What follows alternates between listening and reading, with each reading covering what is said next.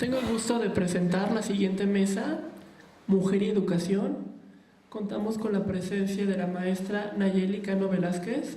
Ella es licenciada en Sociología por la Universidad Autónoma Metropolitana, Unidad Azcapotzalco, y maestra en Desarrollo Educativo por la Universidad Pedagógica Nacional, Ajusco. Ha trabajado en diversos proyectos de investigación como Mujeres Novohispanas, dirigido por la doctora Pilar Gonzalo Albisburu del Centro de Estudios Históricos del Colegio de México, y en el proyecto Movimientos Sociales y Protestas en la Ciudad de México, dirigido por el doctor Sergio Tamayo del área de Teoría y Análisis de la Política. Sus líneas de investigación son género asociado a educación básica. Actualmente se desempeña como profesora definitiva de CBI en la Academia de Ciencias Sociales e Historia del Colegio de Bachilleres Plantel 2, 100 metros. De igual modo, contamos con la presencia de la maestra Cintia Martínez Benavides. Es licenciada en grabado y maestra en comunicación y lenguajes visuales. Como artista ha sido seleccionada en importantes certámenes nacionales como el Salón Anual de Dibujo 1989, el 11º y 12º Encuentro de Arte Joven y el primer Concurso Nacional de Arte en Vidrio en el 2004. Ha sido becaria del Fondo Nacional para la Cultura y las Artes, FONCA, en el 94, y en el área de jóvenes creadores por el Fondo Estatal para la Cultura y las Artes, FOESCA, Oaxaca. Ha expuesto de manera individual 7 veces y ha participado en más de 30 exposiciones colectivas. Como grabadora ha editado 5 plaquettes de gráfica femenina mínima, Pies de planta, Semilla del cambio, Atributos de lo arbóreo y Genealogía constelada. Radicó en la Ciudad de México, Oaxaca, donde trabajó como coordinadora de exposiciones en el Museo de Arte Contemporáneo de Oaxaca y participó en la coordinación del coloquio Miradas Cruzadas, Encuentro de las Mujeres Artistas Chicanas y Mexicanas. Ha ejercido la docencia desde 1991, especializándose en talleres de artes plásticas para niños dentro de los museos Carrillo Gil, Instituto de Artes Gráficas de Oaxaca y MACO. Ya residiendo en la Ciudad de México, formó parte del taller de crítica y curaduría de Luis Ríos Caso, cursando el Diplomado de Análisis de la Cultura impartido por la Coordinación Nacional del INA. Desde 2005 a la fecha trabaja como jefa de la sección de actividades culturales de la Universidad Autónoma Metropolitana, primero como fundadora de la Unidad Coajimalpa, 2005-2010, y de 2010 al presente en la Unidad Xochimilco. Dentro de sus actividades de difusión cultural en la UAM Xochimilco, ha implementado líneas de trabajo que sustentan sobre la cultura ciudadana, autogestión, trueque, equidad de género, interculturalidad y cultura libre. Desde el 2007 se unió al colectivo Arte Genda, grupo independiente de mujeres artistas que está incluido en Oaxaca lo femenino, 40 mujeres en las artes visuales. Asimismo, forma parte de la colección de estampas Cleveland Art Museum del Museo de Vidrio en Monterrey, del Museo de Arte Contemporáneo Ateneo de Yucatán en Mérida y del Museo de Arte Assis de Chateaubriand en Paraíba, Brasil, así como la colección personal de David Kiel, curador del Whitney Art Museum. Es un gusto tenerles en esta mesa sobre mujer y educación. Paso la palabra a la maestra Nayeli Cano.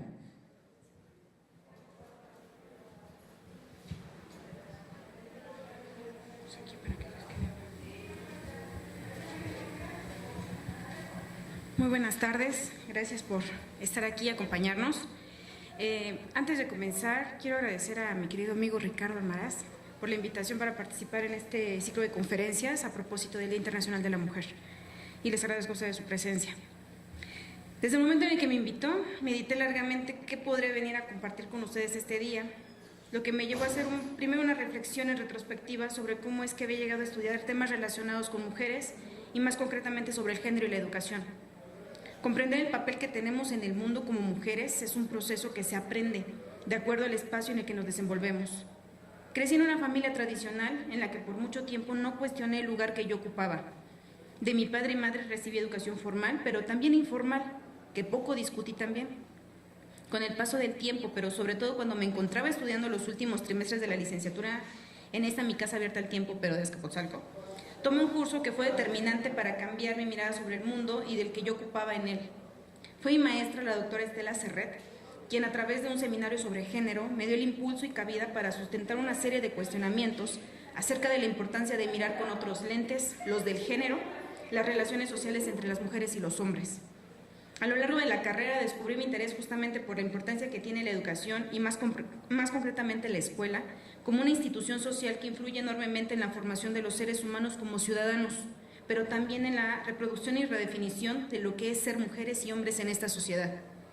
Pero fue hasta hace un par de años, cuando realicé los estudios de posgrado, que apuntalé estos intereses, pero con esos lentes de género, que a su vez me permitieron vislumbrar, analizar y comprender una serie de prácticas en las que desde hace mucho tiempo nos hemos visto envueltos en nuestro paso por la escuela, pero que pasamos por alto.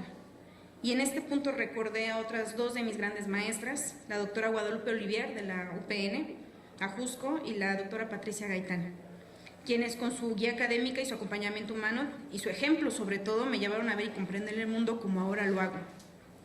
Es así que hoy vengo a compartirles algunas aportaciones al estudio de la educación y las mujeres, producto del estudio que realicé sobre las políticas públicas con perspectiva de género en el nivel básico, concretamente las que pretenden influir en la práctica docente, pero que, como más adelante trataré de exponer, distan de ser aplicables en el aula escolar. Comenzaré así diciendo que la condición social de las mujeres a lo largo del tiempo ha estado permeada por la ideología de un sistema androcrático que ha desembocado en una subordinación, en la falta de acceso a oportunidades, a derechos fundamentales y a la participación política, la desigualdad retributiva, la falta de reconocimiento de su papel como ciudadanas y su victimización mediante expresiones de violencia física, psicológica y simbólica, entre muchas otras. Esta problemática se ha convertido en un asunto de interés público y político desde el momento en que diversas organizaciones feministas y siguen haciendo grandes esfuerzos por visibilizar y colocar en la agenda internacional y nacional las realidades de desigualdad que continúan enfrentando las mujeres y niñas en el mundo. Asimismo, para exigir un trato igualitario en el marco de la democracia moderna. Una multiplicidad de grupos feministas de la academia también han hecho importantes esfuerzos como parte de esta transformación con el fin de obtener información, explicarla, analizarla y aportar alternativas de solución sobre los distintos espacios y formas en las que las mujeres y niñas son discriminadas o violentadas. En este sentido, una de las grandes aportaciones ha sido la de integrar el género como una categoría analítica para explicar las desigualdades entre mujeres y hombres y que son expresadas desde diversos ámbitos.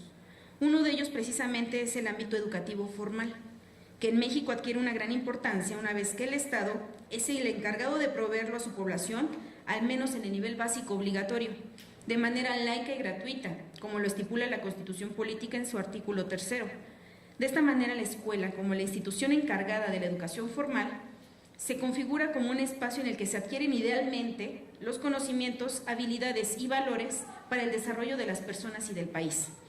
Pero en el caso mexicano, esto se realiza desde la visión hegemónica del Estado, que se materializa, entre otras, a través de los libros de texto gratuitos para las y los niños del nivel básico, y al mismo tiempo como un espacio en el que se generan y reproducen las desigualdades y discriminación hacia las niñas.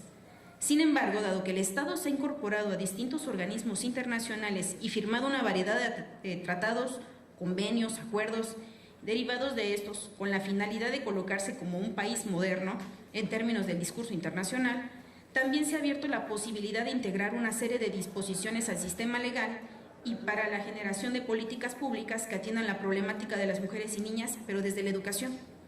En este sentido, mediante algunas leyes, planes y programas nacionales, que ahorita menciono, se ha tratado de integrar en la política educativa una perspectiva de género con el objetivo de cumplir los compromisos adquiridos en materia de igualdad, acceso a oportunidades y erradicación de la violencia hacia las mujeres. Asimismo, en el marco de estos instrumentos se configuraron acciones como la transversalización de los contenidos, la revisión de los libros de texto y la capacitación docente desde dicho enfoque. El asunto posterior fue conocer en qué medida esas acciones fueron o no aplicadas en las escuelas de nivel básico en su práctica cotidiana, es decir, reconocer y estudiar las contradicciones presentes en las aulas que se expresan entre la propuesta y contenidos con perspectiva de género en los libros de texto y la práctica docente. En el segundo grado de primaria, que fue donde focalicé la observación y este contraste que hice entre lo que se decía y lo que se tenía que practicar. Parto del supuesto de que el proceso de enseñanza-aprendizaje se complejiza por las contradicciones implícitas y explícitas propias de la carga social del estudiantado y el profesorado, relacionadas con la condición de género. Esta situación representa un conjunto de retos y limitaciones que permiten avanzar en un enfoque más igualitario entre mujeres y hombres desde la primera infancia. Implica, a su vez, que aun cuando se han desarrollado políticas educativas que pretenden avanzar en este importante terreno, hay intermediaciones socioeducativas presentes en su ejecución y que evidentemente no están contempladas al momento de elaborar un documento oficial. Son esas prácticas a las que hay que mirar porque son la realidad cotidiana en todas las escuelas. Así, la relevancia de hacer una investigación sobre el uso del libro de texto a partir de la incorporación de la perspectiva de género desde su aplicación en el aula permitió acercarme a la comprensión y un mejor análisis respecto a la ejecución de la política educativa. Ello resulta importante para comprender, por un lado, el alcance de la propia política planteada desde una perspectiva de género y, por el otro, la dinámica cotidiana en el quehacer docente para la aplicación de dicha perspectiva desde el uso de los libros con los chicos, con niños y niñas. Entre los objetivos de la educación están los de formar a las nuevas generaciones, pero también el de transmitir y generar conocimiento. Todo esto sin desprenderse del componente sociocultural propio de una sociedad. Una vez que el Estado asume la dirección, al menos en el nivel básico obligatorio, en dicha educación subyace un modelo de sociedad ideológicamente configurado, por lo que también se vuelve responsable de la reproducción de las relaciones sociales. Puesto que cada sociedad expresa en su propio sistema de género las relaciones y comportamientos entre mujeres y hombres, la escuela se constituye como el espacio en el que también son transmitidos y reforzados los roles de género. Esta transmisión y reforzamiento, tanto de roles como de estereotipos, están presentes en la cotidianidad escolar, a través del currículum oculto, es decir, a través de todos aquellos conocimientos, destrezas, actitudes y valores que se adquieren mediante la participación en procesos de enseñanza y aprendizaje y en todas las interacciones que se suceden día a día en las aulas y centros de enseñanza. Esta es una cita de Torres. Y, por supuesto, estas prácticas que no están planteadas en el currículum oficial. Por el carácter dinámico del currículum oculto, en el que participan docentes, alumnas, alumnos directivos, personal de apoyo, aseo y todos los involucrados en una escuela, así como madres y padres de familia, este es reproducido, pero también puede ser reforzado, resistido, alterado o adaptado, porque no siempre es que se proteste, a veces no nos damos cuenta, a veces nos adaptamos a las circunstancias. Todas estas posibilidades dependen de los tipos de interacciones que tengan los participantes, pues en ellas se hacen presentes los sistemas de significación sobre los géneros. En este sentido, el proceso de socialización que tiene lugar en la escuela resulta igualmente importante porque en él se reproducen y crean los valores y comportamientos relacionados con los roles culturalmente establecidos. Pero en estos roles atribuidos a mujeres y hombres pues no son innatos, sino la expresión de conductas aprendidas. Estos pueden ser modificables produciendo otros ordenamientos simbólicos con sistemas de significación diferentes. Asimismo, la continua redefinición social de los géneros se ha ido transformando de conformidad con otros cambios sociales. En este margen de posibilidad de cambio sociocultural, en un contexto donde hay una demanda expresa de intervención del Estado frente a las mencionadas situaciones de desigualdad, es que tiene lugar el planteamiento de políticas con perspectiva de género en la educación básica. Dichas políticas con este enfoque constituyen el marco de acción a partir de las cuales se busca solucionar los problemas de inequidad entre mujeres y hombres, creando, entre otras cosas, diversas estrategias para lograr la igualdad en el acceso, para modificar roles, flexibilizar estereotipos, reestructurando las relaciones de poder que se gestan. Sin embargo, es necesario tener claro que la búsqueda de la igualdad de género no es una meta tecnocrática, sino un proceso, como lo diría Tedici, sino un proceso político que requiere de un nuevo tipo de pensamiento en el cual los estereotipos de mujeres y varones sean reemplazados, ¿sí? No tienen por qué continuar igual y esto se tiene que modificar, no es que se quiten, sino que esto se tiene que readaptar, se tienen que cambiar. ¿A qué voy con esto? Hablaba de las políticas públicas que se van gestando, pero nacen de la exigencia también de sus grupos feministas de demandarle al Estado que intervenga. Y el Estado interviene, pero no porque tenga voluntad, ni porque quiera hacerlo, ni porque diga, creo que sí, hay que ocuparnos de mitad de la población que es importante, ¿no? Sino porque hay una exigencia con los organismos internacionales. Entonces, suelta la parte que me voy a referir. Entonces, la relación entre los organismos internacionales y la educación adquiere una gran relevancia por la presencia e impacto de dichos organismos en el ámbito educativo. concretamente sobre la determinación de las políticas, el financiamiento de proyectos, elaboración de investigaciones directamente o a través de comisiones específicas, emisión de recomendaciones o informes a partir de estadísticas e indicadores educativos. Pues no tenemos ahí la reforma educativa, que un excelente organismo como la OCDE pues manda una serie de cifras, recomendaciones, y gracias a esas recomendaciones de ese genial organismo, pues ahorita tenemos toda una serie de condiciones al magisterio y pues al que nos vemos sometidos, ¿no? Sobre todo los que estamos, dependemos directamente del gobierno federal. Entonces, bueno. Para el caso mexicano, su influencia ha sido concluyente, incidiendo directamente a través de las políticas educativas. Ante la diversidad de problemáticas en el mundo, la estructura organizacional de Naciones Unidas se ha diversificado, dando lugar a un sistema mediante el cual se han planteado múltiples instrumentos para su atención. Sobre problemáticas referidas a la educación, donde se visualizó el tema de las mujeres y niñas, fueron 2 los espacios que dieron lugar a una declaración y a 2 marcos de acción. A través de comisiones interinstitucionales tuvieron lugar primero la Conferencia Mundial sobre Educación para Todos, llevada a cabo en Yoptien, Tailandia, en el 1990, y posteriormente el Foro Mundial sobre Educación, realizado en Dakar, Senegal, en 2000. Ambos espacios, auspiciados por organismos del sistema de la ONU, tienen importancia por hacer visibles problemáticas relacionadas con la educación diferenciada que tenían y aún tienen las mujeres y niñas en el mundo. Por ello, tanto la declaración como los marcos de acción revelan la importancia y la necesidad de emprender acciones en busca de la igualdad de género en el acceso y para modificar actitudes y prácticas libres de estereotipos. Además de la creación de comisiones y de la realización de convenciones, Naciones Unidas convocó a los estados participantes a 4 conferencias internacionales sobre igualdad de género. La 4ª Conferencia Mundial de la Mujer, realizada en Beijing en 1995, además de establecer una plataforma de acción, se exigió el compromiso de los gobiernos y de la comunidad internacional para su cumplimiento. Asimismo, se propuso que los gobiernos se comprometieran a que en todas las políticas y programas se reflejara una perspectiva de género. Los planteamientos de esta plataforma, aunque no fueron un instrumento que generaba obligación jurídica, como lo dijera la maestra Serret, sino solamente un compromiso moral, y eso es algo sobre qué partir, ya hay un documento, ya hay algo que puede respaldar una acción. Entonces, a veces se menosprecia los documentos o las leyes que se tienen, pero ya son un sustento. El hecho de que esté en papel, lo que no se dice, no se menciona y no se escribe, no existe. Y el hecho de que esté ahí marca una pauta. En dicha plataforma se encuentran líneas de acción a través de objetivos estratégicos asociados específicamente a la intervención en el ámbito educativo. Bueno, en este sentido se encuentran objetivos estratégicos. Uno de ellos es el objetivo estratégico sobre educación y capacitación de la mujer, y un subobjetivo que se refiere al establecimiento de sistemas de educación y capacitación no discriminatorios, que son objetivos tendientes al establecimiento de programas y políticas de equidad de género en educación. Como se ha podido ver, la problemática sobre las condiciones de desigualdad de las mujeres y las niñas en la educación no es aislada, responde a un contexto internacional sociocultural regido por un sistema patriarcal en el que mujeres y niñas han sido sujetas de discriminación e invisibilización.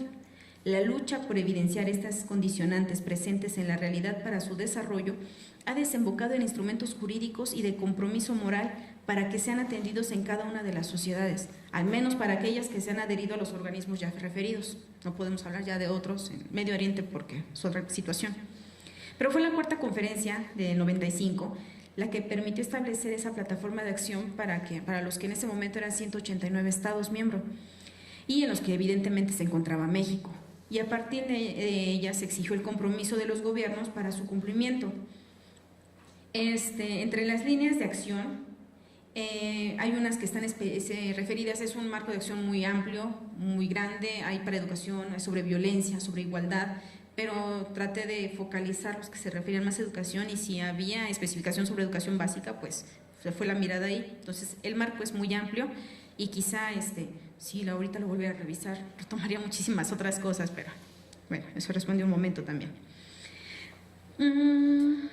Después de la 4ª conferencia, fue que en los planes nacionales de desarrollo de México, específicamente en el de 2007 y 2012, se trató de integrar la perspectiva de género como se planteó en la plataforma de acción de Beijing. Dicha inclusión debía hacerse en todos los órdenes de la vida, por lo que el ámbito educativo también fue objeto de modificaciones. De esta manera, si bien de conformidad con los objetivos del Plan Nacional de Desarrollo de este periodo, las líneas de acción para la política educativa debieron plasmarse en el Plan Sectorial de Educación. No fue sino en el Programa Nacional para la Igualdad entre Mujeres y Hombres de 2008 a 2012, en el ProIgualdad, en donde se plantearon esas líneas de acción enfocadas a los temas de la integración de la perspectiva de género en la política educativa y más concretamente en los libros de texto gratuito. Entonces se hizo todo un ejercicio de ir de lo general, de esos grandes organismos, verlo reflejado en los planes de desarrollo, después en el plan sectorial, pero pues ahí no se encontró y fue hasta el ProIgualdad, que fue más tarde en 2008-2012, donde ya entonces ya se ve reflejado concretamente esos compromisos que se adquirieron con esos grandes organismos. Esto fue en lo que se refiere a tratar de vislumbrar cuál es el antecedente que da que tienen todas estas políticas que se implementan en la escuela, porque a veces también creemos que están hechas nada más como de manera express, y de verdad sí parecen de manera express. El asunto es que están muchas veces pensados para otros espacios y porque no hay un proceso de entender primero la realidad para poder incidir de manera concreta. Entonces se quiere poner a molde unas acciones que pues no responden. Entonces debe de haber tenemos que tener claro que sí hay un marco regulatorio. Okay. Luego de revisar este marco constitutivo, me pasé a hacer una revisión así muy general también de los libros de texto gratuito. Entonces es lo que ahorita paso a comentarles. Pues luego de revisar el contenido curricular de los programas de estudio de las asignaturas, me enfoqué en 2 asignaturas, de exploración de la naturaleza y la sociedad y formación cívica y ética, donde están más, se pueden vislumbrar más los contenidos de género o de igualdad de condiciones de equidad. En el segundo año de primaria realicé una revisión de sus respectivos libros de texto para ver la correspondencia entre el contenido curricular que se proponía y que se viera reflejado en el libro de texto. Digo, pues es una propuesta de Estado, tendría que ser correspondiente. En ellos noté que hay una clara correspondencia entre la propuesta de los contenidos y su traslado a los libros de texto. En cuanto a integrar una perspectiva de género, como fue propuesto en las revisiones realizadas, porque además estos libros fueron revisados por el programa, bueno, todavía era el PUEG, Programa Universitario de Estudios de Género, se dedicó a hacer una revisión de los libros donde se trataba de visualizar que a través de las imágenes y el lenguaje fuera incluyente, que las imágenes no fuera tradicional, otra vez en primer plano, tener al niño grande, la niña de azul, a la niña atrás de rosa, o poner ejemplos en los libros típicos como la niña jugando con la muñeca o haciendo las labores y el niño jugando muy tranquilo, ¿no? Entonces esta revisión que hizo el PUEG fue muy importante, fue un proceso de 3 fases donde hicieron esta revisión de los libros de texto gratuito. Entonces, así hay una perspectiva de género después de todas estas revisiones que hizo el PUEG y que considero que tanto en el programa como en el libro, como en los libros que les menciono, sí se refleja el esfuerzo de integrar en las imágenes y el texto en sí mismo una perspectiva de género. Pero en la asignatura de formación cívica y ética, tanto el programa como los libros de texto me parece que son los que contienen y reflejan mejor el concepto de transversalidad, tanto de los contenidos como del enfoque de género, pues está presente este enfoque explícitamente en el programa y en los textos e imágenes del libro de texto. Aunque se menciona en el programa de esta asignatura la importancia de la transversalización de los conocimientos, habilidades, competencias y valores con las demás de este grado escolar, no considero que realmente se refleje en las demás asignaturas. Y como ejemplo de ello está la forma en que el aspecto de género es omitido en la asignatura de exploración de la naturaleza y la sociedad, aun cuando está ligado al reconocimiento de aspectos sociales y culturales. Entonces son materias que idealmente deberían tenerlo y no lo tienen. Por supuesto que en español y matemáticas va a ser más difícil encontrarlo. Ese proyecto que hizo el PUEG, nada más para mencionarlo, fue análisis de los libros de texto gratuitos de educación primaria desde la perspectiva de la equidad de género en el marco de la Ley General de Acceso a las Mujeres a una Vida Libre de Violencia. Entonces fue fundado en esta normatividad que se realiza esta revisión a los libros. Ahora paso a hacer una mención rápida se fue de los documentos, hizo una investigación de análisis, un análisis triangulado, una observación situacional. Al observar las clases, se le dio seguimiento a algunas clases en las que las profesoras amablemente me permitieron primero ingresar a una escuela, todo un proceso, pero ingresar a la escuela y después pasar a las clases a observarlas por un cierto tiempo. Entonces encontré, y esto ya lo resumo para que no vayamos, me encontré con dos grupos contrastantes, ¿sí? En segundo grado había un grupo en el que a cargo estaba una profesora de aproximadamente 32, 33 años, con padre que se dedicaba al comercio, madre normalista, todas las tías normalistas, una trayectoria de profesoras, y ella con toda la intención de continuar preparándose, ya tenía varios años en servicio. Y es una profesora en la que al momento, primero se hizo la observación y después la entrevista. Entonces lo que se observaba en sus clases era realmente que daba una participación muy activa y productiva con sus niños y niñas y trataba de hacerlo alternado. Aun cuando ella sabía que yo estaba ahí, sí me tocó llegar en algún momento donde no llegué a la hora que tenía yo programada y fue el mismo trato. Entonces se hicieron ahí toda una serie de observaciones, pero hay un trato, procura hacerlo igualitario. Y sobre todo esto, que no se refiere al chiquito, chiquita, que ya son palabras, toda una carga que se reproducen en el salón. Se refería a sus alumnos con sus nombres. Entonces, Pedro, Juan, Carla, Paola. Ajá. Entonces, con sus nombres específicos se refería a cada uno de ellos y siendo alternada la participación. Tanto los niños como las niñas se vieron muy activos, muy participativos, muy abiertos a querer compartir, ¿sí? A expresarse abiertamente sus opiniones y comentarios. Y a diferencia del otro grupo, donde estaba una profesora, 35, 36 años, ella se formó, mientras la otra profesora se formó en la Escuela Nacional de Maestros, la otra profesora fue formada en una escuela particular católica. Entonces, esto pues trata uno de no ir con prejuicios tampoco y estoy dispuesta a observar, pero evidentemente el trato con sus alumnos fue distinto, ¿sí? Ella sí era el Pedrito, entonces sí hay una terminación en los propios nombres de los niños y de las niñas de Carmencita. Ajá. Entonces hay un diminutivo implícito en su lenguaje y en el trato que tiene con ellos, por supuesto que era mayormente hacia los niños. Entonces, pero aquí hay algo interesante y son de las muchas cosas que salieron, que la atención que tienen los niños en el aula no necesariamente es porque sean muy participativos, sino porque son los niños los que son más inquietos y esto relega la atención hacia las niñas, que además eran las que cumplían, estaban ahí constantes, trabajaban, no hacían ni ruido, pobrecillas también ya ni con ganas de participar, ¿no? Reprimidas, y los niños pero para arriba y para abajo, y toda la atención generalmente en las sesiones era hacia los niños, y entonces las niñas ya no tenían interés en participar, aun cuando eran las más constantes. Actitudes de ese tipo, además de otras de lenguaje, de dar indicaciones, y que aún las hacemos todos, ¿no? Ahorita ya paso por otra experiencia y es bien complicado también ponerse frente a un grupo y realmente aprender cómo tener un lenguaje incluyente con los y las alumnas, ¿sí?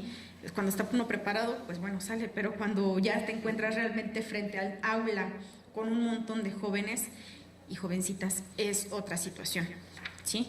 Paso a mis conclusiones generales, no presionar. Bien,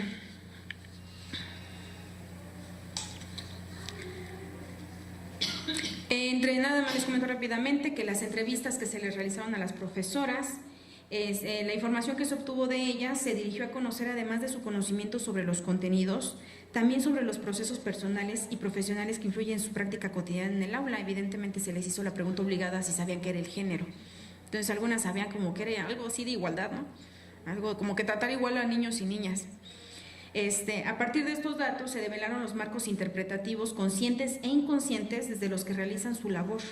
Una de las preguntas directas fue sobre qué era la perspectiva de género y en sus respuestas manifestaron tener una noción básica y esta se contrastó con el resto de sus relatos donde manifestaron implícitamente interpretaciones a partir de su propia carga cultural y social. Otro aspecto que develó sus marcos interpretativos asociados a la condición de género fueron las percepciones que tenían tanto de su grupo como del centro escolar en el que laboraban. Esto permitió conocer las interpretaciones que tienen del comportamiento y desempeño de sus alumnos y alumnas, tanto en su conjunto como de forma diferenciada. Asimismo, ambas docentes hicieron referencia a la atención que han dado a situaciones en las que han tenido conflicto o problemas. Este aspecto reflejó cómo el aula se constituye como un espacio de negociación y discusión para la solución de conflictos. En su conjunto, sus relatos constituyeron una forma de acercarse al análisis de la construcción cognitiva sobre las relaciones de género, que se manifiestan en el aula con el alumnado, ya que en este caso la práctica docente debe ser contextualizada social y culturalmente. No se vale la generalización. Ahora que me desempeño como docente en el nivel medio superior, dimensiono de otra forma la importancia que tiene esta noble labor para la conformación de las mentalidades de las y los jóvenes. Pienso que como docentes debemos ser conscientes de la enorme influencia que tenemos para los ciudadanos que estamos formando desde las aulas, pero también con nuestro ejemplo, pues justamente fueron esas grandes maestras que mencioné al inicio y que tuve en mi formación, las que determinaron la visión que ahora tengo del mundo y que con seguridad y convicción me esfuerzo ahora para influir en mis alumnos y en mis alumnas. Espero hacerlo y al rato que no venga el reclamo. Eso es todo, se los agradezco.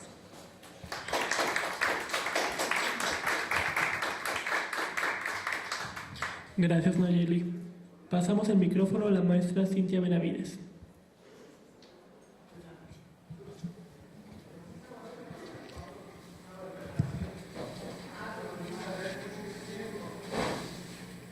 Pues también quisiera agradecer a Ricardo por la invitación.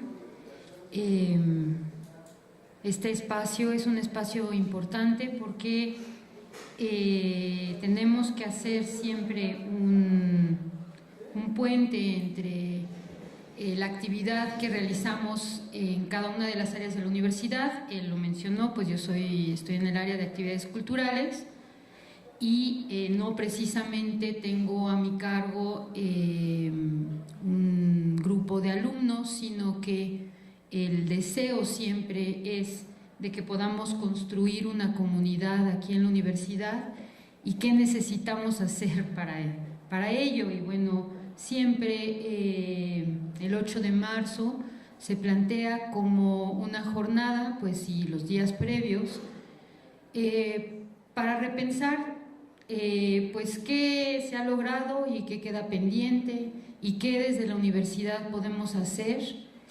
En mi caso, pues he tenido una vida que se ha desarrollado en el campo de la práctica artística, en distintos espacios. He estado trabajando en museos, como los servicios educativos de los museos. He trabajado en campos de difusión cultural, como difundiendo el patrimonio, creando actividades paralelas para que ciertos contenidos puedan ser considerados, o sea, por el ciudadano de a pie como receptáculos de algún valor. Pasa que cuando estamos trabajando en las instituciones, pues tenemos ya cierto acartonamiento, ciertos usos y costumbres que bien lo ha abordado Nayeli en su ponencia, pues de muchos años de tratar de negociar con los mandatos que vienen desde a nivel internacional y cómo tenemos que bajarlos y la práctica, qué tipo de recursos tenemos.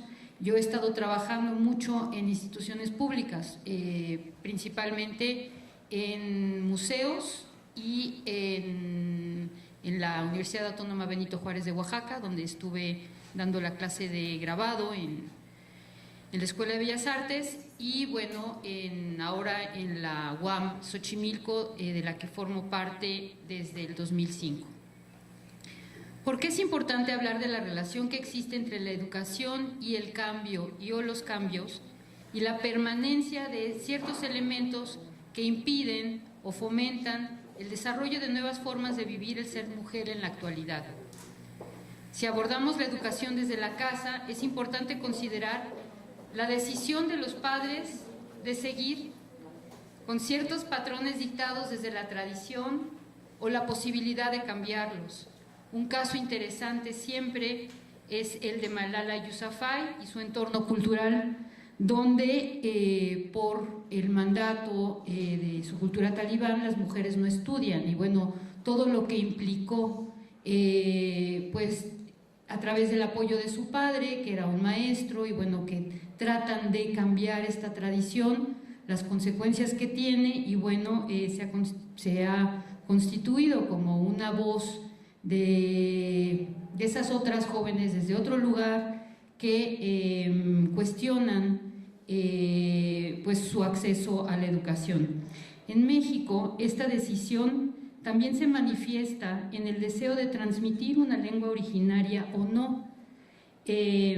Comentaba una diseñadora de la maestría de producción editorial, se llama ella Isela Shospa, ella es originaria de Milpa Alta, que en menos de un siglo los hablantes de náhuatl en su comunidad disminuyeron considerablemente. Esto es, de que casi el 100% de la comunidad hablara náhuatl.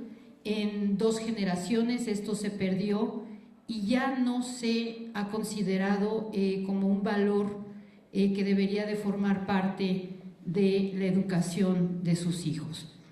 Al ingresar a las instituciones educativas, la identidad de la niña o el niño, y luego la joven o el joven, se irán modificando por los espacios de negociación existentes entre su núcleo familiar y social y su ahora entorno social. Como mencionaba Nayeli, pues se reproducen estos estereotipos de género y bueno, ese es en una parte. Yo también soy madre y bueno, me ha tocado educar a un joven, es un niño, y desde que está en preescolar es el siempre discutir que la agresividad no es un carácter natural de los niños, que los niños no tienen por qué defenderse porque no es natural que alguien los agreda, que tendrían que poder recurrir a las palabras antes que a las acciones, que no son naturalmente inquietos, que si están enojados no es parte de su personalidad, sino que tienen un problema y uno tiene que preguntar pues qué es lo que les está pasando, porque no es natural que un niño tenga que aprender a defenderse. Eso es algo que yo he vivido en carne propia y continuamente a lo largo, mi hijo ahora está en 4º de primaria, siempre es un tema pendiente en la educación. Por más esfuerzos que se hagan de que ciertos contenidos sean revisados en estas materias, que me pareció muy importante, la de exploración de la naturaleza y la sociedad y la otra de la ética, ¿cómo se llama? Formación cívica y ética, me parece importantísimo que lo vean, pero realmente creo que no se detienen a hacer un análisis profundo con los niños de qué es lo que están entendiendo. Creo que están muy preocupados por cubrir estos contenidos y que no hay espacios de discusión. En la escuela en la que va mi hijo tienen sus asambleas y los niños pueden aportar pues, temas a tratar en la asamblea, que a veces está conducida por una orientadora o orientador educativo, pero que hay ciertos temas que no se tocan. Se empieza a dar una educación sexual y se ve con cierta naturalidad que como están en 4º y 5º, pues entonces ya de ser un individuo empieza a seguir ciertas tendencias que son impuestas por el grupo, y entre estas tendencias está la violencia en el lenguaje. A mí me parece que no se hace un énfasis en la educación primaria de las formas de naturalización, de la denostación, de otras maneras de construir la identidad de los niños.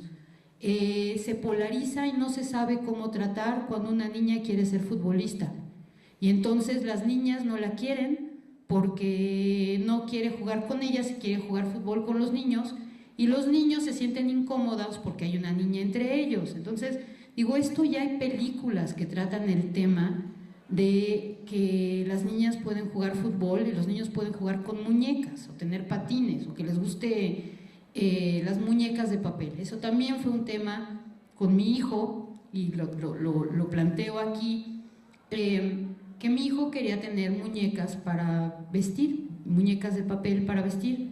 Dije, bueno, ¿por qué no? O sea, ¿por qué si yo siempre he defendido que una niña puede tener acceso a un balón de fútbol y puede tener tacos si quiere en lugar de zapatos de charol, ¿por qué un niño no puede también tener acceso a otro tipo de juguetes? Si nosotros vamos a los súperes, es muy ofensivo ver la distinción que se hace entre el tipo de juguetes que los van a acompañar y que claro que van creando estas identidades de género desde el principio y que es muy difícil desmontar. Yo aquí termino con la parte de la educación primaria, media, para abordar un poco más lo concerniente a donde estamos nosotros, que es la universidad. La universidad es un lugar formativo por la construcción de un espacio social, el espacio de las posiciones de los hombres y de las mujeres que lo construyen. Pierre Bourdieu comenta que para asir la lógica más profunda del mundo social, es necesario sumergirse en la particularidad, y por ello yo quiero compartirles un capítulo de su libro que se llama Capital Cultural, Escuela y Espacio Social.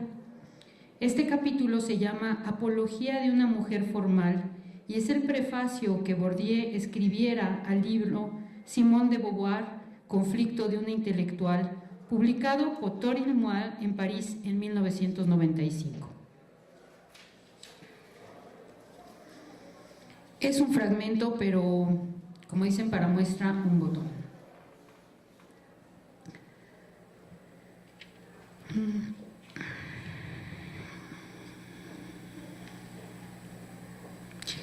Estaba hablando de la autora Toril Moal, que devela y recuerda las determinaciones sociales negadas y rechazadas, y cómo ella lo demuestra cabalmente y cómo ha concentrado la encarnación más cumplida del éxito intelectual de una mujer, todas las reacciones de rechazo y de resistencia que suscita la liberación intelectual de la mujer.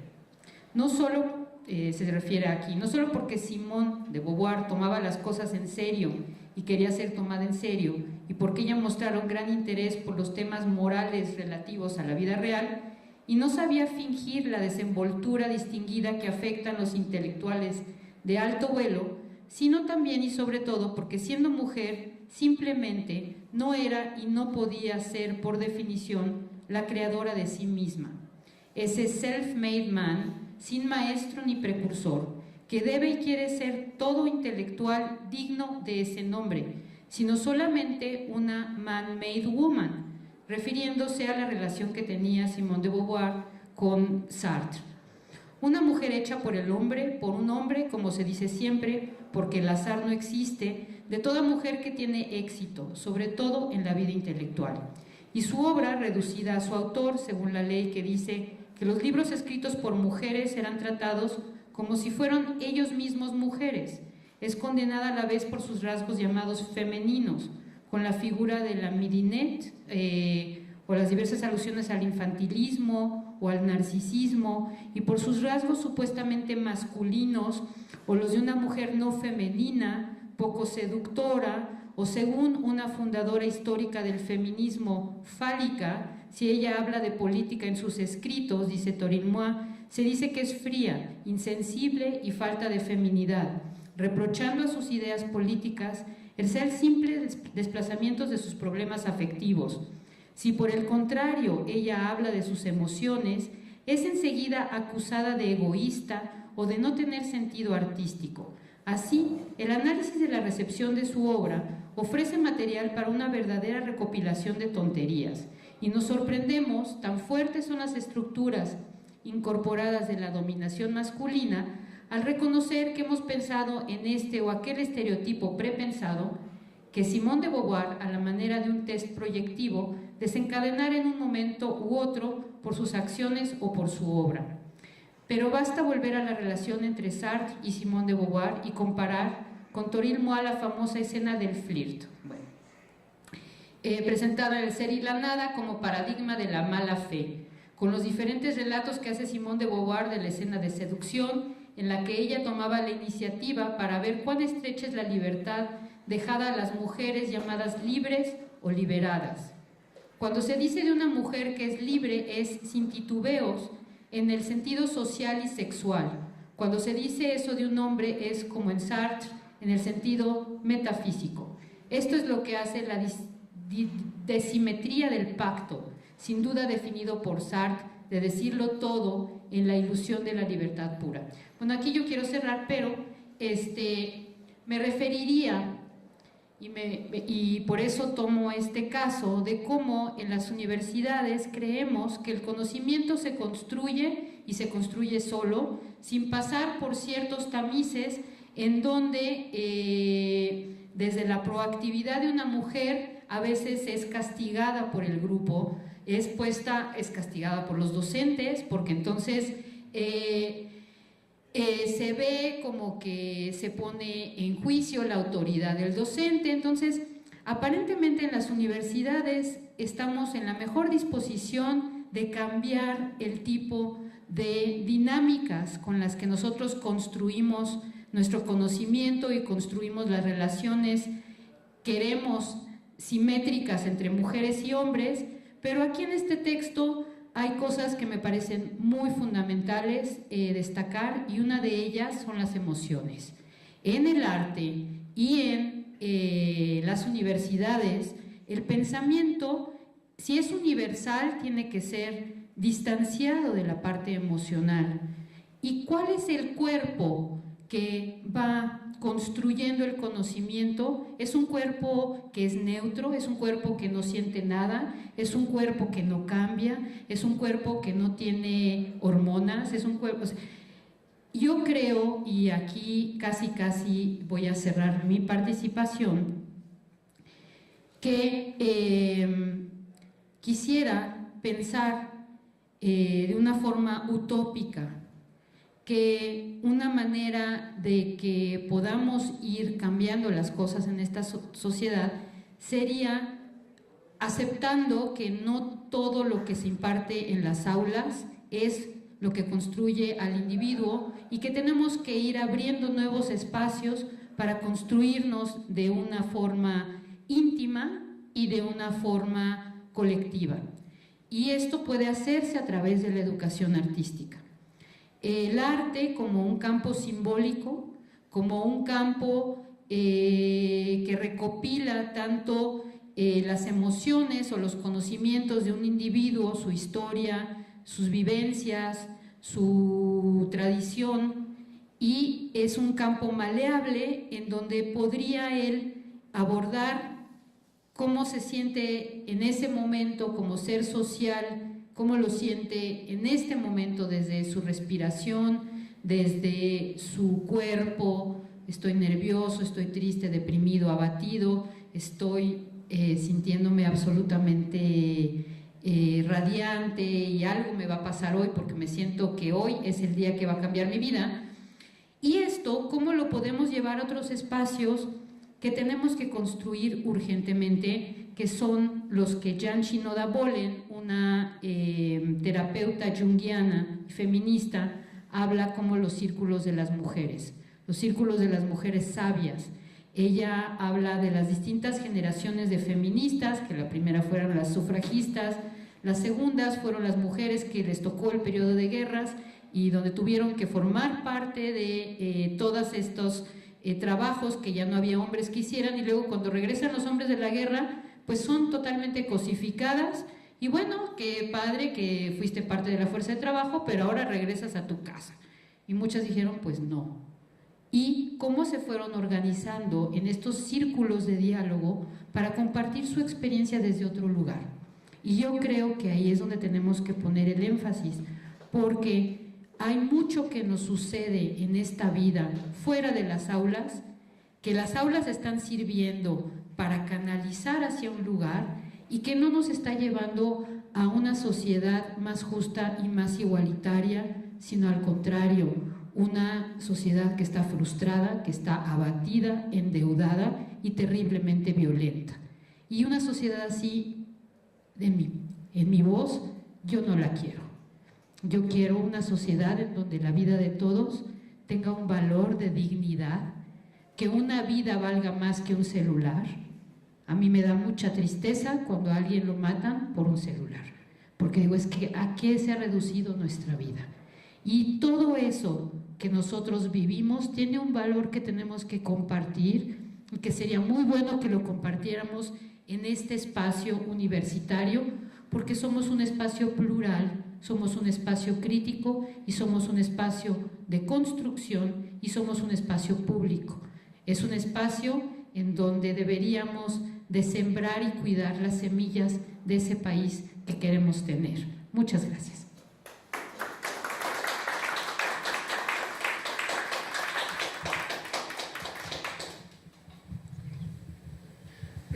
Gracias, maestra Cintia Martínez. Bien importante lo que nos acaban de mencionar nuestras ponentes. Estamos viviendo una sociedad violenta, una sociedad en la cual tenemos un discurso muy importante en términos del lenguaje incluyente y existen instrumentos jurídicos, pero ¿qué se está haciendo realmente para que esas políticas públicas influyan en el ámbito educativo y no quede como un requerimiento de las asociaciones, como un requerimiento externo, sino que realmente se lleve a la praxis? Es algo bien importante que debemos reflexionar. Abrimos las preguntas y respuestas. ¿Quién quiere comenzar?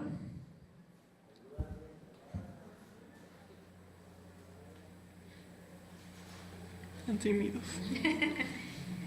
Bueno, lo van pensando. Claro que sí. Me parece importante, ahorita que mencionaba la maestra Cintia, la necesidad de continuar incidiendo en el aula y el papel que tiene la escuela. Sin embargo, creo que ahora, en ese momento cuando me dediqué a ver esto, pues no me había situado del otro lado, ¿no? Uno va y observa, pero ya he tenido la oportunidad de situarme del otro lado y además de lograr esta comunicación con las profesoras y situarme como profesora también. Y de verdad que esta violencia que mencionas no solamente es de esa violencia, también es estructural en el sentido a través de la reforma. Y es que esto se ve reflejado en las demandas que se le demandan al magisterio para que cumpla una serie de normatividades y trámites administrativos por demás absurdos y muy burocratizados, exacto, ineficientes, y que de verdad muchas veces esos consejos a los que los niños no van el último viernes de cada mes en escuelas públicas, es porque ellas lo han comentado y ya lo comentaron fuera, ya posterior a la elaboración de este trabajo, son espacios en los que de verdad no se aprovechan, llénate los formatos de no sé qué, A, B, C, D. Ellas incluso llegan a manifestar que ya están fastidiadas de estar llenando documentos, hojas innecesarias, cuando de verdad deberían de estar situando cuáles son las necesidades de la escuela, ¿sí? Entonces, yo creo que sí, ahí también habría que considerar que muchas veces, uno sí es por falta de conocimiento e interés, en algunas no se puede negar, aquí hay de todo, ¿sí? Aquí no tiene interés en involucrarse con esos temas, pero otra realidad que también está presente es que tampoco se les dan las condiciones para que realmente esos espacios colegiados que tienen se ocupen para realmente hacer un intercambio y generar respuestas o dar cabida a todos los contenidos que se están planteando. Entonces, creo que sí habría que valorar y sí siempre contextualizar, porque no, ya estando del otro lado sí no se va a la generalización. Y algo que mencionabas, el hecho de que se otorguen derechos a las mujeres y se reconozca el valor de las mujeres y las niñas, obliga necesariamente a una redefinición también de las masculinidades. Entonces, ellos también tienen que encontrar su lugar en este mundo, también, ¿ok? Porque fueron también educados, así como una fue educada también bajo ciertas normas, que no cuestionó en su momento, también ellos están formados de esa forma. Entonces, le enseñaron a ser el proveedor, a ser el fuerte, el que no lloraba. Entonces, también se le tiene que educar. Por eso, de ahí la categoría de género, que no solamente se refiere a mujeres, sino también tratarlos en conjunto para que aprendamos a convivir. ¿Sí? Nada más esa.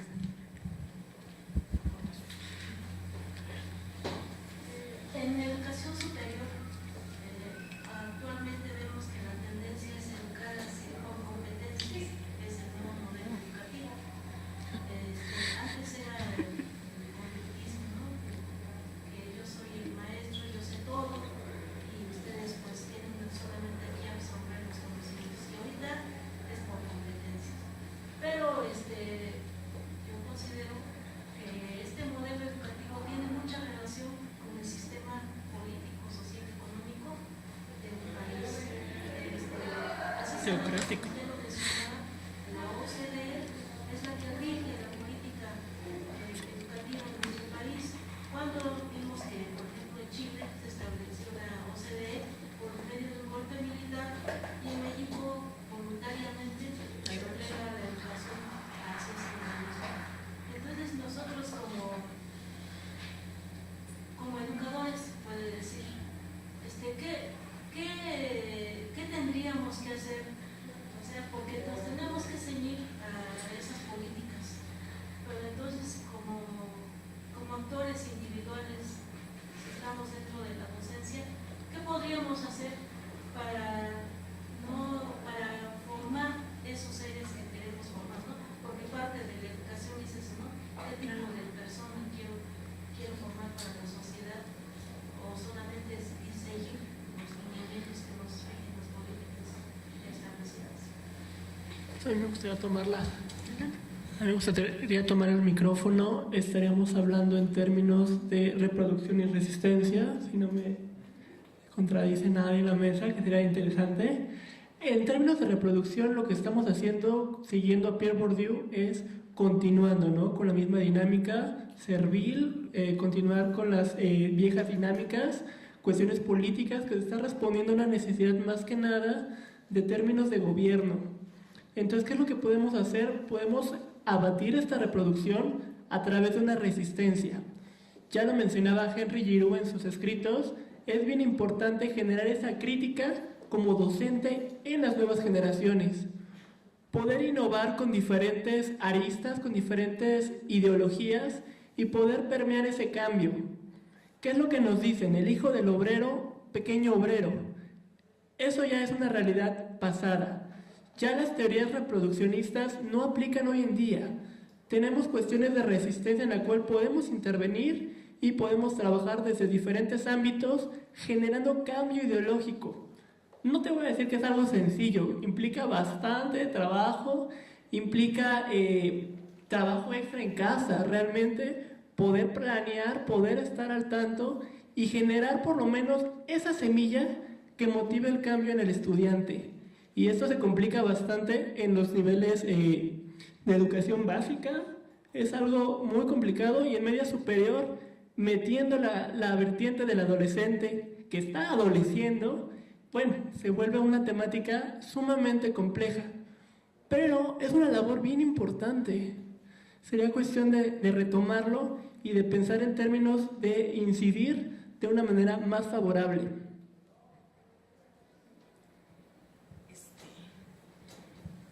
Yo creo que quienes la tienen más complicada son las profesoras de educación básica, pero súper complicada, porque de verdad que se tienen que ceñir y las traen, pero con el ojo encima, por lo menos en el Distrito Federal. Yo no hablo del Estado, continuamente digo que en el Estado, en muchas zonas es tierra de nadie, continúan teniendo unas prácticas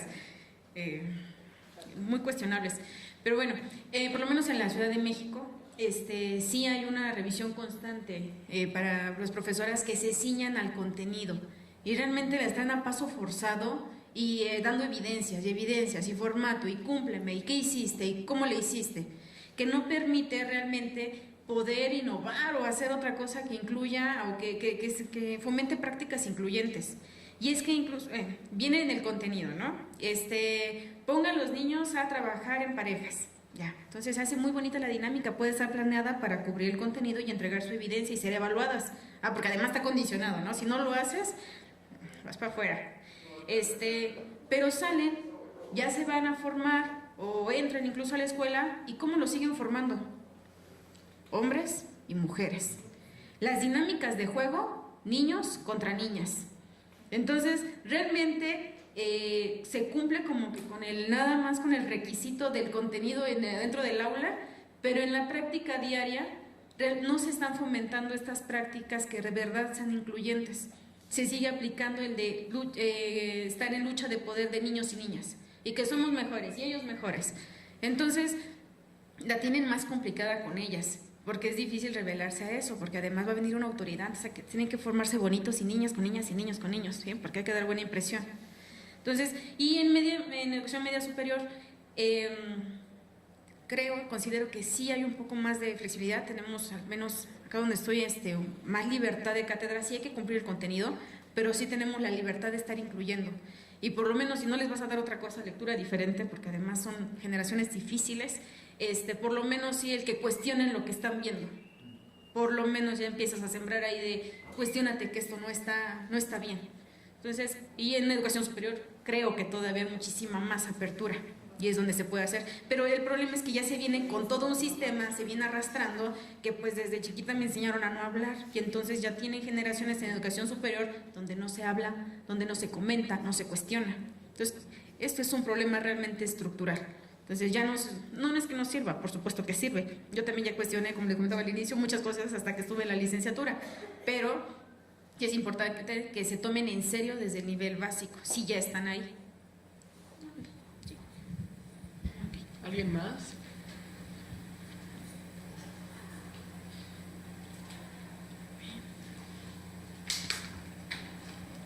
Unos segundos. ¿Comentarios? Pues que en la educación básica se habla mucho de inclusión, mucho de equidad, pero por ejemplo, gente con su economía muy estrecha, que tiene niños con cierta discapacidad, las maestras no están capacitadas desgraciadamente y les mandan a estos chiquitines y no saben cómo hacerle y no tienen esta cosa curricular, adecuaciones curriculares, no saben ni con qué se come, no entienden absolutamente nada, entonces digo, las mandan a la guerra sin fusil, no están preparadas, por lo menos habían de sacar de ciertas escuelas de gobierno particulares, meterlas a estas escuelas para capacitar a estas maestras o simplemente tener alguna maestra que esté capacitada para tratar a estos niños especiales, porque aquí en el gobierno del Distrito Federal hablan mucho de inclusión, de ayudar a las personas con discapacidad y todo, y realmente en la práctica no se ve nada. Por lo menos acá en la escuela donde estuve realizando las observaciones, era una escuela donde había diversidad en el sentido de el origen de donde venían los niños. Había niños de distintos estados del país, había niños de origen asiático, había un niño ¿de dónde era? Ya no me acuerdo. Eran chicos que era intercultural, ¿sí? Y esto ayudaba mucho y sí se esforzaban en tratar de incluirlos. Por ejemplo, había una pequeña que tenía, venía de Hidalgo y tenía un problema porque hablan de cierta forma, no, de Chiapas, perdón. Y entonces como que jalaban las palabras y comentaba una maestra que se le dificultaba mucho porque así como hablaba intentaba escribir, entonces no escribía bien porque no terminaba las palabras.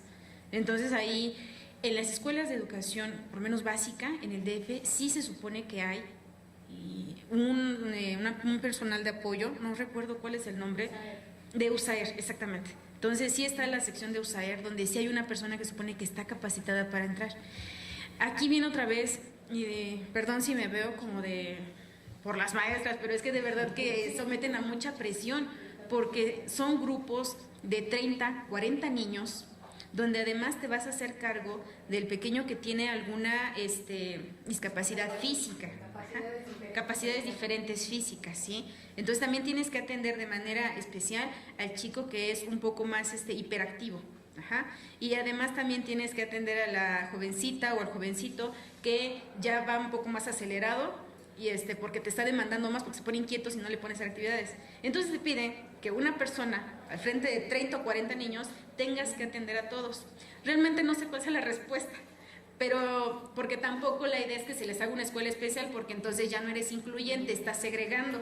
Entonces vienen en contradicción, pero sí, de pronto sí es de mucha demanda a una persona al frente. Habría que hacer algo, por supuesto, no sé, pero... De alguna manera, por ejemplo, sí. Pedir a los directivos de cada escuela el que les den de tiempo completo, porque nada más van 2 veces a la semana de esta representación, 2 veces por semana. ¿Qué tanto puede aprender esa criatura? Y hay niños que ya les dan su documento de que pasó toda la primaria, pero absolutamente no saben nada, ni la otro lo demás. Entonces es como una simple guardería. Entonces mi y ahí sí me encantaría que hicieran un estudio, que exigieran los maestros, que tengan una persona base en cada escuela primaria para verdaderamente que se demuestre que están incluyendo y que están responsabilizándose por lo que están pregonando. Es bien importante pensar en la parte del gobierno, el gobierno de las escuelas, ¿no? La parte educativa no se conoce la cuestión incluyente, se tiene de manera escrita, se tiene el documento, pero cuando se necesita este tipo de adecuaciones, lo que optan, o lo que mi experiencia docente me ha dictado, es traer el profesor sombra. El profesor sombra es quien va a fungir la capacidad de hacer todo lo necesario para poder adecuar curricularmente. Esto me pasó a nivel de educación básica, últimos años de secundaria. Viene el profesor sombra y es el que toma la nota. Toma nota de todo, es dar clase a dos. Al profesor sombra, darle clase al chico realmente, y el sombra hace esa función realmente. Pero ¿qué podríamos pensar cuando no hay ingreso, no hay forma para pagar a un profesor sombra? Realmente ahí no hay ninguna otra forma de poder subsanar esta cuestión, porque estaríamos cayendo en desigualdad, estaríamos cayendo en un montón de cosas que en el documento y en la praxis que queremos no se ve, pero es la única respuesta que hasta el momento se tiene. El profesor sombra como respuesta a, o como un bastón, un apoyo que puede ayudar a sacar un documento. Ya no se va tanto por la cuestión del aprendizaje, lamentablemente, ya se va más por sacar el certificado. ¿Qué es lo que hacen los propios profesores? Pásalo, pásalo. No se trata de pasar, se trata de generar conocimiento, de difundir el conocimiento y de generar ese interés, de ir más allá. Pero es lo que están optando en muchas instituciones, sobre todo de nivel privado. No te metas en líos, viene la SEP, viene la ruta de mejora, todo lo que cuestionamos con el consejo consultivo de cada fin de mes, es una ruta de mejora que está planteando la SEP, que dura 6 horas sentados para no llegar a ningún acuerdo. Realmente hay que reflexionar y repensar qué estaría pasando en cuestiones de equidad, qué estaría pasando con las personas con capacidades diferentes y qué estaría pasando si le añadimos el sesgo de ser mujer en un país machista. Estaríamos pero en la torre con diferentes situaciones. Sería cuestión de dejar esta plática en la mesa. Yo sí quería hacer una aportación muy importante en referencia a lo que comentó aquí la compañera en cuanto a educación especial y en cuanto a los temas que estamos tratando. Yo tuve la experiencia, y se los comparto, yo trabajé en centros psicopedagógicos, en la SEP, en el Distrito Federal. Era una instancia en donde se atendía a niños con capacidades diferentes y toda la diversidad existente en el nivel básico. Sin embargo, estos cambios vino a ser un cambio radical, se transformó en USAER y en CAM, hablando de la inclusión, de la no discriminación hacia las personas diferentes. Sin embargo, o sea, en teoría suena muy bien, porque a mí me tocó esa transición, pasar de centros psicopedagógicos cuando existía también la clínica de la conducta de la SEP, a acá, centros de atención múltiple, que se llama USAER, también me tocó trabajar en USAER. En teoría suena muy bien, y los modelos educativos que nos presentan, que no es en México, es de otros lugares del primer mundo, no funcionan aquí en México. En teoría suena muy bien, suena perfecto, suena, ay no, es que no vamos a hacer discriminación con los pequeños. Sí se hace, sí hay una discriminación y hay un alejamiento, ¿no? Y también de la otra parte de los maestros. O sea, ¿cómo te quedas corta? No son 30 ni 40, son 50, 60 niños. Y luego, no, digo yo porque yo trabajo en el Estado de México, no son 30 niños, son 50, a veces 60 niños para un maestro. Y luego aparte, o sea, tienes que trabajar con estos niños. Nosotros, bueno, yo no trabajo ahorita en el nivel básico, trabajo en media superior, pero bueno, nos llegan jóvenes con capacidades diferentes, sin ninguna instalación adecuada para ellos. nos ha tocado con debilidad visual, con autismos, auditivos, problemas de lenguaje, trastornos neuromotores. No hay instalaciones. En teoría se suena muy bien y nos revisan a ver cuántos y cómo lo estás atendiendo. Sí, las instalaciones y el personal, simplemente para trasladarlos al baño, a los sanitarios, simplemente para trasladarlos de salón a salón. ¿Cómo le hacemos? ¿Cómo le hacemos? Porque los muchachos corren, ¿no? Así tienen las hormonas ahí todas aceleradas y no se fijan que sus compañeros van caminando en su espacio. No sé si a eso se refería en cuanto a la discriminación. Sí, y a veces nosotros pensamos que los niños o los jóvenes son crueles. No es cierto. Los muchachos apoyan a sus compañeros. Ellos los apoyan, no los discriminan.